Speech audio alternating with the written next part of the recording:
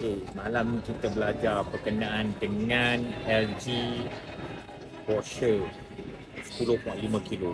Okey, kita tengok button dia macam mana cara nak menggunakan untuk washer 10.5 kilo.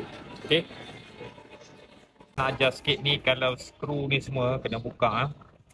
Satu, dua, tiga, empat. Make sure kalau sebelum customer install unit ni, so installer tu kena buka empat skru ni. Lepas tu nanti kalau dia pindah, dia kena pasang balik skru ni. Okay. Ni washer 10.5 kilo. So kita tengok button macam mana nak guna. Sebelum tu make sure dekat sini dia ada dia punya tempat untuk letak sabun, sabun serbuk ataupun sabun deterjen. Ni dia punya untuk letak softener. Bila softener jangan ada lebih daripada max ni. Kalau dia pergi lebih daripada max tu nanti dia tak boleh nak tarik sekali dia punya softener ni. Okay. So cycle dia macam ni . So cycle dia ada cotton, dia ada cotton plus ni, dia ada turbo wash 39 minit. Lepas tu dia ada mix fabric. Mix fabric maknanya ada baju yang bercampur. Lepas tu dia easy care, kalau jenis baju yang baby apa semua dia jenis easy care. Lepas tu dia silent wash. Silent wash maksud dia kalau malam kita tak nak dia bunyi, kita tekan silent wash. Lepas tu LG care, kalau biasanya kalau katakan kita punya normally bayi lah ataupun baju yang kita nak, yang kita tak nak ada macam allergic ke apa ke, kita letak LG care. Delicates ni untuk pakaian dalam.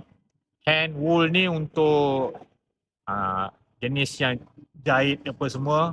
Lepas tu sportswear, pakaian sukan. Speed 14 untuk kelajuan 14 minit.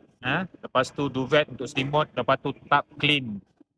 Kita buat tub cleaning setiap, actually boleh buat 6 bulan sekali. Kalau nak selalu buat mungkin 2 atau 3 bulan sekali pun boleh. Lepas tu download cycle, kita boleh check dekat kita punya apps LG ThinQ. Dalam tu ada download cycle. Ada extra punya cycle dekat dalam LG ThinQ. Okay.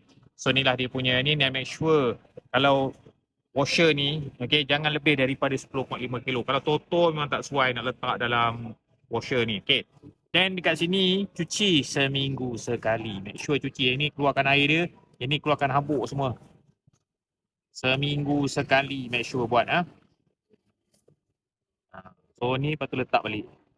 So ini kalau rajin masuk lepas cuci je terus je lah keluarkan. Supaya tak habuk tak sekat dekat dia punya washer ni.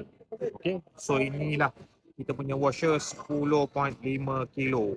Kalau ada belajar sesuatu berkenaan LG washer, tapi make sure washer ni bukan untuk cuci toto, barang berat tak boleh sebab dia kena less than 10.5 kilo.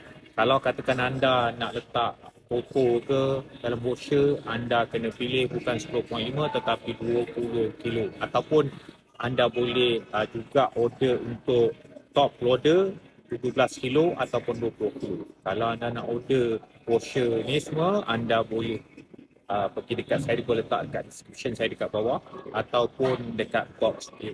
Okay.